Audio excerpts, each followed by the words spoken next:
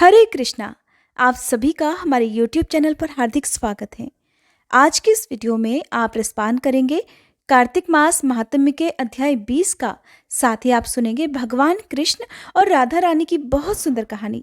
इससे पहले की वीडियो को बहुत सारा प्यार देने के लिए और बहुत सारे कमेंट्स करने के लिए आप सबका हार्दिक आभार। मैंने आप सभी के कमेंट्स पढ़े थे, लेकिन समय का अभाव होने के कारण मैं सभी के उत्तर नहीं दे पाती हूँ, मुझे क्षमा कीजिएगा।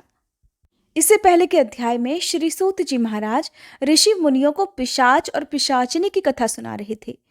आगे की कथा सुनाते हुए सूत जी कहने लगे कि हे ऋषियों, इस प्रकार वह राक्षस और पिशाचिनी दोनों घूमते फिरते नर्मदा नदी के तट पर एक वट वृक्ष के नीचे आकर ठहर गए। उस वट वृक्ष पर एक गुरु निंदक ब्रह्म राक्षस रहा करता था।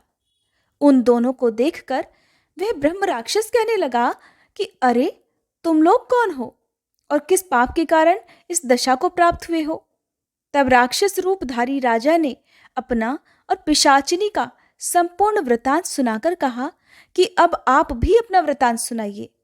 ब्रह्म राक्षस ने अपना वृतांत सुनाते हुए कहा कि हे मित्र, बहुत समय पहले मैं मगध देश में प्रवीण सोमदत्त नाम वाला ब्राह्मण था। मैंने अपने को बड़ा भारी विद्वान और महान मानकर अभिमानवश गुरु का अपमान किया था। उसी पाप के कारण मैं इस योनि को प्राप्त हुआ हूँ। इस जन्म में भूख से पीड़ित होकर मैंने अनेकों ब्राह्मण खा डाले हैं। अपने गुरु का अपमान करने से निश्चय ही ब्रह्म राक्षस की योनि प्राप्त होती है, ये बात मैंने अब भली भांति जान ली है। ये सुनकर कलमाश पाद ने पूछा कि हे मित्र, गुरु की कोटि में कौन कौन आते हैं, कृपया मुझे बतलाइए। ब्रह्म राक्षस ने सुना तो कहने लगा, वेदों को पढ़ाने अथवा सुनाने वाला, वेदों और नीति शास्त्र की व्याख्या करने वाला, वेदों के संदेह को दूर करने वाला, भय निवारण करता, अन्नदाता, शिक्षा देने वाला, बुरे कार्यों से रोकने वाला, पिता, श्वशुर, मामा, बड़ा भाई, गर्भ से मरने तक 16 संस्कार कराने वाला और राजा को शास्त्रों ने गुरु माना है, इसलिए इन सब की वंदना ही करनी चाहिए। ये सुनकर कलमाशपाद ने आगे पूछा कि हे भाई, तुमने तो अनेकों गुरु कह दिए हैं, अब इनमें से भी कोई बड़ा है या सभी बराबर हैं? ब्रह्म राक्षस ने कहा, हे मित्र, यद्यपि हम राक्षस हैं और साथ ही भूख प्यास से दुखी भी हैं, परंतु क्योंकि गुरु महिमा के वर्णन से भी कल्याण होता है, इसलिए मैं इसका अवश्य ही वर्णन करूंगा। सुनो, सब गुरु बराबर हैं, फिर भी इस संबंध में शास्त्रों का कथन सुनो। वेद और मंत्रों का उपदेश करने वाला, धर्म शास्त्रों और पुराणों के व्याख्याता और उपदेशकर्ता ये विशेष गुरु माने गए हैं। इनमें से प्रमुख गुरु वह है जो देव पूजन कराए, देव पूजा का फल बतलाए या फिर गुप्त मंत्र का उपदेश दे। ब्रह्म राक्षस ने अपने राक्षस बनने की कथा सुनाते हुए कहा कि मैंने धर्म, अर्थ, काम और मोक्ष देने वाले सभी पुराण गौतम ऋषि से सुने थे। एक समय मैं शिवजी का पूजन कर रहा था कि उसी समय महर्षि गौतम जी वहां पर आ गए। मैं पूजा में ही लगा रहा और फिर मैंने खड़े होकर अपने गुरु को प्रणाम भी नहीं किया। तब शिवजी ने गुरु का अपमान करने के कारण मुझे ब्रह्म राक्षस की योनि में डाल दिया। ये कथा सुनाते हुए श्री सूत जी ने कहा, हे ऋषियों, इस प्रकार गुरु की महिमा का वर्णन करने और सुनने से उन तीनों के ही पाप नष्ट हो गए। ठीक उसी समय उन्होंने कुछ दूरी पर गर्ग मुनि को आते हुए देखा तो पिशाचिनी और दोनों राक्षस उन्हें अपना भोजन जानकर दोनों हाथ उठाकर उन्हें खाने के लिए उनकी ओर भागे। परंतु गर्ग मुनि के द्वारा शिव जी का नाम लिए जाने पर उनके समीप ना जाकर पिशाचिनी दूर से ही कहने लगी, हे महात्मन, आपको नमस्कार है।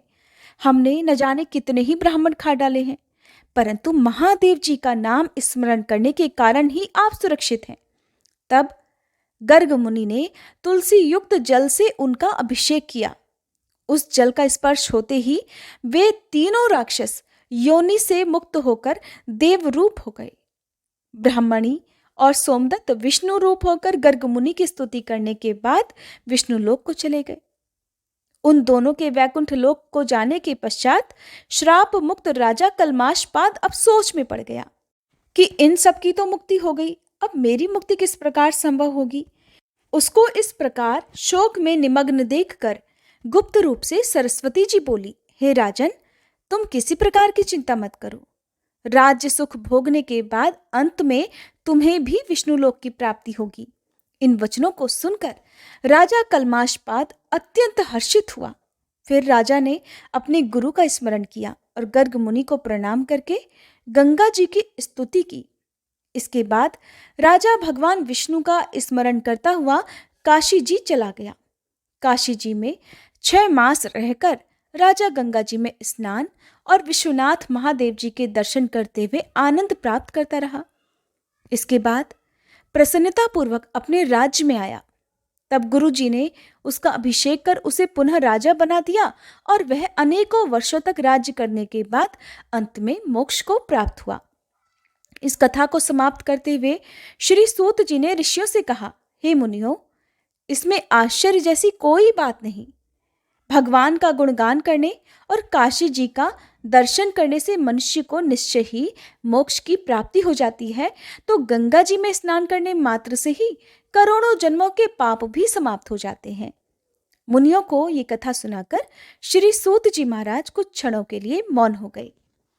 इसके आगे का वृतांत आप अगले अध्याय में सुनेंगे। आज का अध्याय समाप्त हुआ। अब आप सुनेंगे राधा रानी और भगवान कृष्ण की कहानी। उससे पहले मैं आप सभी को बता दूं कि आप में से जितने भी लोग कार्तिक मास के नियमों का पालन कर रहे हैं, या फिर आपने तुलसी जी की पूजा की होगी या कुछ नियमों का पालन तो जरूर किया होगा, तो ऐसे में कार्तिक मास के नियमों का उद्यापन या कार्तिक मास का उद्यापन आपको कब करना है, इस बारे में जानकारी हमारे चैनल पर जल्दी अपलोड हो जाएगी। आप जरूर देख लीजिएगा। देवउठान एकादशी के बारे में यदि आप जानना चाहते हो तो पहले से ही अपलोडेड वीडियो को देखना मत भूलिएगा। कान्हा जी की बात हो और राधा रानी का जिक्र ना हो, भला ऐसा कैसे संभव है? राधा कृष्ण को एक दूसरे के बिना अधूरा माना जाता है। तभी तो सारे भक्त कान्हा जी को राधा कृष्ण के नाम से ही पुकारते हैं। ये दोनों नाम एक दूसरे के लिए ही बने हैं। इन्हें कभी भी कोई भी अलग नहीं कर सकता। तो देखिए क्या होता है कि एक बार जब मामा कंस ने भगवान श्री कृष्ण और बलराम को मथुरा आमंत्रित किया, तब पहली बार वो समय आया था जब भगवान कृष्ण राधा रानी से अलग हुए थे। लेकिन विधि का विधान कुछ और ही था। राधा रानी एक बार फिर से श्री कृष्ण से मिली। राधा रानी श्री कृष्ण की नगरी द्वारिका में जा पहुंची।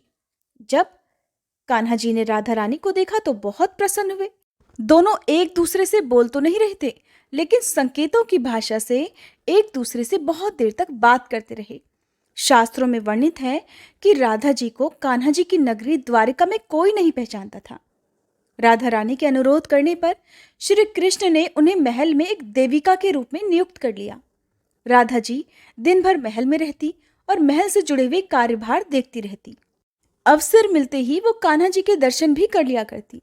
कान्हा जी तो अपने दायित्व निभाने में व्यस्त थे, लेकिन जब सांसारिक जीवन से राधा रानी के विदाई की बेला समीप आई तो कान्हा जी से दूर जाने पर वो मजबूर हो गई। इसलिए एक शाम वह महल से बिना किसी को बताए चुपचाप निकल गई और न जाने किस ओर चल पड़ी। उन्हें नहीं पता था कि वो कहाँ जा रही हैं। कान्हा जी को तो उन्होंने कुछ नहीं बताया, लेकिन वो सब कुछ जानते थे। धीरे धीरे समय बीता।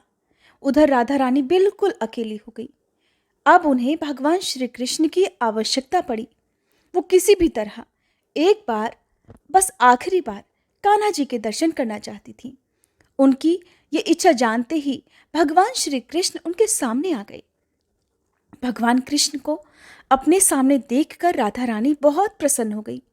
परंतु अब वह समय निकट था जब राधा रानी अपने प्राण त्याग कर दुनिया को अलविदा कहना चाहती थी। कान्हा जी ने राधा रानी से कहा कि वो उनसे कुछ मांगे, लेकिन राधा जी ने मना कर दिया। कान्हा जी के दोबारा अनुरोध करने पर राधा रानी ने कहा कि वो आखिरी बार उन्हें बांसुरी बजाते हुए देखना चाहती हैं। बस कान्हा जी ने राधा रानी की ये आखिरी जिद पूरी करने का सोच लिया। कान्हा जी ने कमर में खोसी हुई बांसुरी निकाली और बहुत ही सुरीली धुन बजाने लगे। बांसुरी की धुन सुनते सुनते कहते हैं कि राधा रानी ने अपने शरीर को छोड़ दिया। उनके जाते ही भगवान कृष्ण बहुत दुखी हो गए। उन्होंने उस बांसुरी को ही तोड़कर फेंक दिया जो कभी उन्हें बेहद प्यारी थी, जिसे वो अपने से एक क्षण के लिए भी अलग नहीं करते थे। वो बांसुरी की धुन ही तो थी जिसे सुनते ही राधा रानी अपना सारा काम छोड़कर नंगे पांव ही दौड़कर कान्हा जी के पास आ जाया करती थी। अब जब राधा रानी ही नहीं तो उस बांसुरी का भला क्या करना, ये सोचकर कान्हा जी ने उस बांसुरी को तोड़कर दूर फेंक दिया। कहते हैं कि जिस जगह पर रहकर राधा रानी ने कान्हा जी के अंतिम समय तक इंतजार किया था, उस जगह पर राधा रानी मंदिर बन गया, जो कि अब महाराष्ट्र में स्थित है। अगर आपको कभी समय मिले तो आप इस मंदिर के दर्शन अवश्य कीजिएगा और अपना एक्सपीरियंस भी हो सके तो हमसे ज़रूर साझा कीजिएगा। तो आपको आज की कहानी कैसी लगी, कमेंट करके मुझे ज़रूर बताइएगा।